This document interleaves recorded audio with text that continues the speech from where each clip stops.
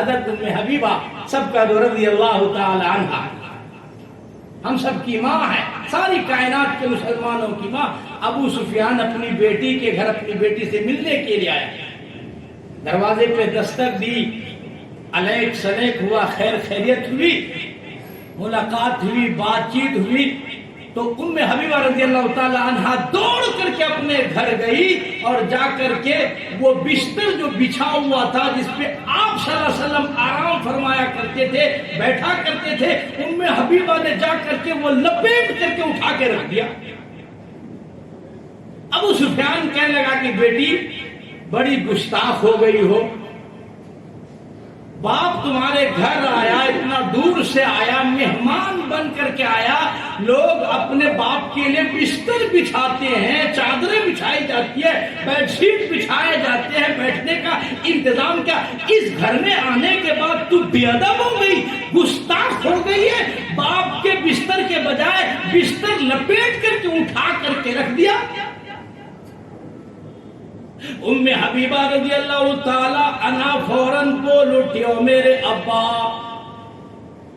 ٹھیک ہے آپ میرے ابا ہو، میں آپ کی بیٹی ہوں، آپ کی لختے جگر نور نظر ہوں، مگر یاد رکھو میں نے اس گھر میں آ کر کے ادب سیکھا ہے، میں نے تمیز سیکھا ہے، میں نے ادب کے مقام کو طے کیا ہے، تمہیں معلوم ہونا چاہیے میں نے وہ بستر اٹھا کر کے رکھ دیا۔ وہ بستر امام الانبیاء محبوب کبریا حضرت محمد مصطفیٰ صلی اللہ تعالی علیہ وسلم کا ہے، بستر نبی پاک کا ہے، اور تو مشرک کافر ناپاک ہے، ناپاک کے لیے پاک بستر نہیں بچھایا جا سکتا۔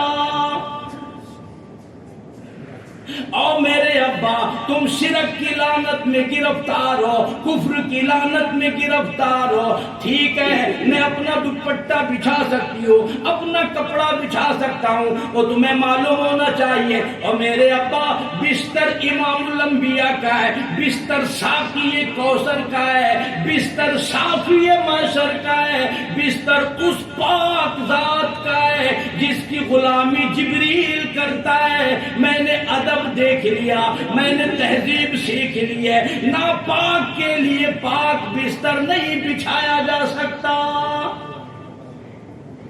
کوئی لحاظ نہ کیا، پہلے کلمہ پڑھو، شرک سے توبہ کرو، کفر سے توبہ کرو، بددینی سے توبہ کرو، ورنہ کوئی لحاظ نہیں کیا جا سکتا، کسی طرح سے بھی ادب و احترام باقی نہیں رہ سکتا۔ انما المشرکون نجس فلا یقربوا المسجد الحرام بعد عامہم ھذا، شرک ایسی لعنت ہے، اللہ نے کہا مشرک کی بخشش کبھی نہیں ہو سکتی، رمضان میں نہیں، شب قدر میں نہیں، شب برات میں نہیں، جمعے میں نہیں، عید میں نہیں، بقرعید میں نہیں، مشرک کی بخشش کبھی نہیں ہو سکتی، اس کا کیا لحاظ اور تمیز کروں میں، اس لیے میں نے بستر اٹھا کر کے رکھ دیا، اس بستر پر مشرک کو نہیں بٹھایا جا سکتا۔